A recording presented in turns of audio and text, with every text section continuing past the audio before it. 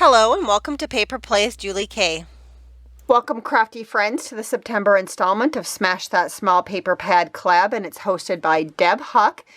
And there are a number of wonderful, talented designers who are participating in this collab, and I do have links for all of their channels. So make sure you open up that description box to check out all of their channels and what they are creating. And again, the premise for this collab is that we are all trying to smash as many of our small paper pads as we can, and as long as it's smaller than 12 by 12, it does count. And if you guys have been following along with me, you know that I prefer to work from several paper pads at a time each month until they're smashed, and then I go ahead and pick a few more to work from. And so I am happy to say I have smashed quite a few of the ones I have been working with lately. And so I did smash this Secret Garden one from Bo Bunny. I started off with the full paper pad. I also smashed this romance novel from Prima, and I started off with 41 sheets on that one. I also smashed what was left of this one from Kaiser Craft, Magnolia Grove, and when I started with it, I had only 13 sheets. I also smashed the rest of this Kaiser Craft one called The Lake House, and I only started off with 10 sheets from that one. And I will let you guys know that I do have some of the cut aparts left in these two paper pads, and I will just punch them out and add them into my little junk journal ephemera stuff, and I will slowly use them in some of my junk journal stuff as little embellishments. I also smashed this one from Basic Gray. It's Wisteria paper pad, and I started off with 27 sheets on this one.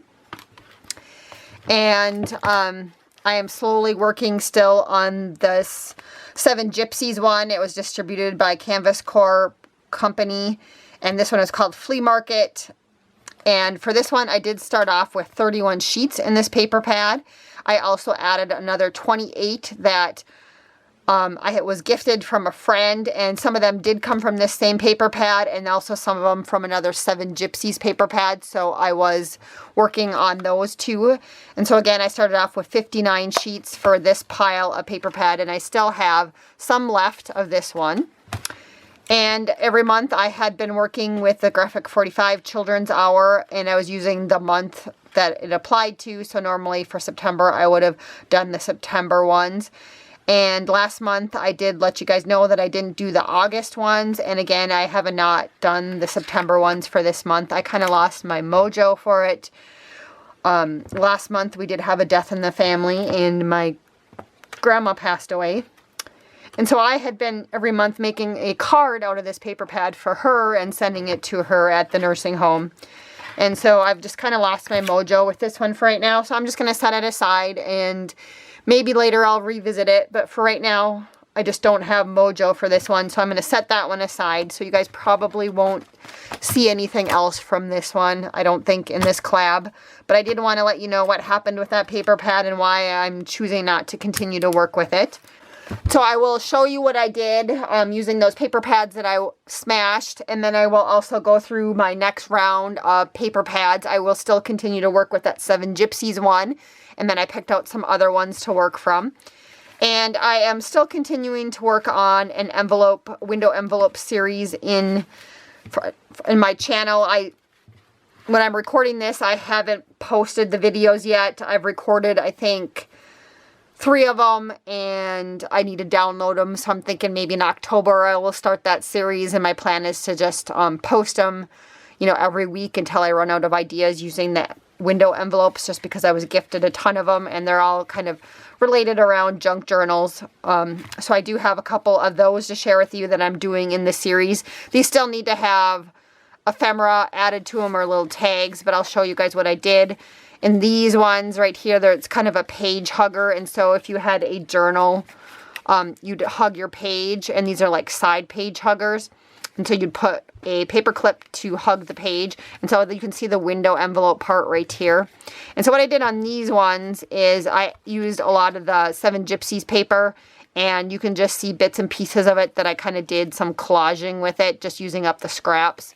So this one, there is a pocket here, and a pocket here to add something, and then also pockets at the top of each of these sides. And like on this side, if you were to put something in there, you'd be able to see it. So I'll put some sort of journal card that you'll be able to read something on this one. So that'll be kind of fun to use that one in a journal.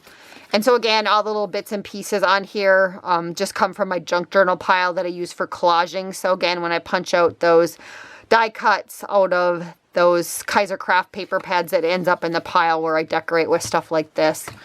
And that's how I use them on different things. So another one of those side hugger window envelopes. Very similar, just different ephemera on it. Another journal card. And again, you can stick stuff in the tops of them. Here is another one. And this one I didn't add any journaling cards yet to it, but this one I have another spot here to add something. Also this little pocket here, you could add something. And again, I used different bits and pieces from the Seven Gypsies paper pad. It was a lot of the scraps that I had left over. And then this one actually was a graphic 45 paper scrap right there at the bottom. That brown one came from that paper pad. Here was one that Seven Gypsies. I had some extra paper that my friend had gifted me that was a little bit more shabby chic. And so this one I used some of those paper scraps left over to create another one of these. So there's a pocket right there. There's a pocket here. And of course the pocket's on the top. And then, you know, when you use the top pocket, when you stick something in there, you'll be able to see it. I always find things with the window envelopes kind of fun to use for the junk journals, because if you were to actually write on your journal card and stick it in here, you could see your handwriting. And sometimes I collage on the journal card so that you can actually see, you know, another fun image. I just choose to put another image behind the window envelope part just because I don't like looking at the inside of the window envelope. And then I think last month I was going to show you guys these and I forgot to do that. And if I did show you guys these last month, I apologize. But these ones, again, were another version of a window hugger. And this one, you just, again, put your paper clip and hug it onto a journal page. And this one has a little spot right here that you can pull out and journal on. I also have a pocket on the back side with a journal tag. And then also on the inside, you can journal on. So another version of a page hugger, but this one is kind of a double window envelope. So you see the window there and also there. This one you can journal on the inside, but then these ones also have journaling cards that you pull out on each side. So that one pulls out too. In the back I created a pocket and a pocket there. This one's just the same as the one I just showed you guys. This one, just some collaging on the side. Again, you can pull these out and you have journal cards. And then I usually try to put some sort of, like I said, something pretty. So when you pull out the journal card, you can see the background paper. And if I were using this one in my journal, I would go ahead and collage something here so you'd see it through the window, and then I would just journal around that little element that I would add. On the inside, again, you can just journal on, and then another spot here for a pocket, so there's some extra spots to journal on. Then all of the scraps, I did go ahead and punch out or die cut just to get them out of my hair and put them in things. I recently received that whale tail punch from Stampin' Up! And so I was having fun just stamping up that using that punch. It's an old punch, and I know a lot of the junk journal people are looking for it. And I finally was able to get my hands on it, or I should say one of my mom's neighbors was able to get a hold of it. She traded somebody in a group she gave them a bunch of puzzles for the tab punch because she knew I was looking for it. So I'm really grateful for it because, like I said, I've been using it quite a bit since I got it. There was also another tab punch that I punched out, and some little banner flags, some little mini tickets, and all these kind of things I like to use in my junk journals. And so I just kind of have a little pile going. Sometimes when I'm bored, I will sort everything out by colors. So then if I want something and I want more of a neutral color, I look in my neutral pile. If I want something purple, I'll look in the purple pile and just see what I have. But these are kind of fun just to use up your scraps. And then I sort them out, like I said, and put them in envelopes based on color and even what they are. Like I'll put the whale tail punch into something. And then I created a bunch of pockets for junk journals. Like I said, I was just ready to be done with those paper pads I was working on. And so these all still need tags and to be decorated, but sometimes it's just nice to have some bases already done when you work on junk journals. And then you can just decorate according to like whatever digital you're using or theme, and you can go ahead and add some extra stuff to it to complete your look for your journal.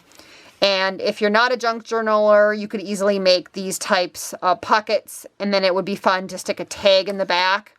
And then maybe in the front pocket, go ahead and stick like a gift card, so you could use it like for a birthday card and just have a tag and a gift card, and just alter the sizes based on what you were sticking in it. So again, these all need tags, but you would just glue them down onto a page in your journal, and you can glue them down straight, or you could glue them around 3 sides, and you could still stick another tag up here, or use it also as a side pocket, which is probably what I would most likely do. But I'll just go through those quick because you guys kind of get the idea. Some of them were just flat. I was also choosing cardstock, paper scraps. I have a ton of paper scraps cardstock, so I was just trying to find pieces of paper that matched what I had left over in those paper pads. This one I thought would be nice to add some sort of maybe vintage image of some lady or something. That pattern just reminded me of a vintage image. You know, these ones would be good for like a spring type themed journal. And I wasn't crazy about this paper in one of those paper pads, but I made them into pockets, and maybe I'll be able to decorate them up, and then I'll like them a little bit better. Here was some of that Primo one that I did. I really like this one. It's probably my favorite paper pad that I worked with lately. And then also some of these. This one I thought I used this paper from one of the pads, and then I had some sparkly red paper that matched it. And I thought you could almost even use this one for Christmas if I did a Christmas journal, and by adding some sort of Christmas ephemera to it. And same with this one. This one was kind of a silver and gray, that I could use this one too for like a winter themed journal. And this one again too, I added some mirror cardstock scraps that I had, and this one you could even easily use for a Christmas journal. And then the last bit, again, I was just trying to use up what was left. I did cut out a couple of tags. I just had some bits left that would work with some of my tag stuff. And then I also made kind of a little element for a junk journal, and I layered on a couple pieces on the front. But when you open it up, there's a pocket here, and then right here, there's a pocket, and then also right here. And for this one, I would probably add some sort of other decorative element right there. But I just was trying to finish up the paper pad and get this video recorded sooner than later, so I could go ahead and start working on my next paper pads to share with you guys next month. And so here's the paper pads I am choosing to work with, probably from now until the end of the year. And I don't think I will smash them all, but again, I like to work with several paper pads at a time. And so I just pulled out paper pads from my stash. And so here's kind of what I pulled out to work with. Next month is October, so I'm going to make as many Halloween cards as I can from this Authentique paper pad. It's a full paper pad. This collection is called Moonlit, and it is double-sided, which of course I love. I may or may not get to smashing the whole paper pad, but I'll be happy if I even get like half of it smashed, and then I'll set it aside again until next year. But I have so many small Halloween paper pads, and I probably should have pulled them out sooner to work on for this collab, but I didn't think about it until I started looking through my papers again. And I also have this one, an older paper pad from Prima. It's called the Printery Paper Collection. And again, I picked this one out just because I think the paper is perfect for junk journal stuff. So I pulled that one out. I also pulled out this one, Vintage Charm Paper Pads. It's from Hampton Art. I picked this one up at a rummage sale. And this one is a full paper pad. Again, I was thinking most likely stuff for my junk journals out of that one. And then I thinking ahead to Christmas, I pulled out some paper pads. I'm actually getting low on paper pads because last year I smashed a few Christmas paper pads or finished them up, and so I really didn't have a lot of new Christmas paper pads to start working from. But I did have a partial one. This one's called Letters to Santa. There's 19 sheets left in that one. This one's Holy Night, and there's 11 sheets left in that one. This one actually is a full paper pad, and this one's Classic Christmas and Authentique. And I think, yeah, this one is double-sided also, so that's really nice about the Authentique ones. And I did pull out, I do have some little Authentique life. These ones are called Life Cards Christmas Time. And if I can incorporate a few of these into some of the other paper pads Christmas paper pads that I pulled out, I'm going to try and do that just to use up a little bit in this one. But they're mostly just some vintage Christmas images. So if they match with some of those paper pads, I'll use this one. If not, I'll just set it aside for another time. I also pulled out this Authentique one. It's called Alpine. There's 24 pieces. And this is a full paper pad, and it has kind of some greens and blues. I'm not super crazy about this one, so it'll be nice to try and smash it just to get it out of my paper collection and do something with it. And then probably my favorite paper that I pulled out from my stash is this one from Ciao Bella. It's a company in Italy. And a couple of years ago, I bought this paper, and I also have it in 12 by 12, and I actually have 2 sets of this 6 by 6. And these ones aren't in pads. They're just separate pieces of paper, but since they are still smaller than 12 by 12, I'm counting them as a paper pad. They are full sets, 24, and this one has 9 sheets in them. So I'm going to try and do something with those too this upcoming month. And I don't think I've used anything on these ones because they haven't been opened. So those ones are full paper pads. So again, I just wanted to thank everybody so much for watching, and hopefully I'll see you back next month. And most likely next month you will see Halloween since it's October. I will try and do as much as I can from this paper pad, and if I get to some of the other ones, great, and if not, that's okay too. So until next time, have a wonderful day and happy crafting.